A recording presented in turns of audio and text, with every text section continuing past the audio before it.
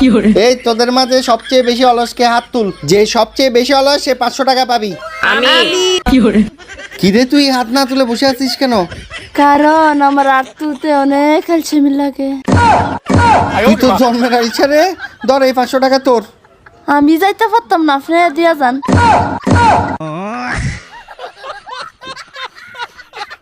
আমার কাছে 500 টাকা আছে, যে কোনো কথা কই যদি আমার রাগাইতে পারোস টাকা 500 তোর। কি? যে কোনো কথা কই যদি রাগাইতে পারোস তাহলে টাকা 500 তোর।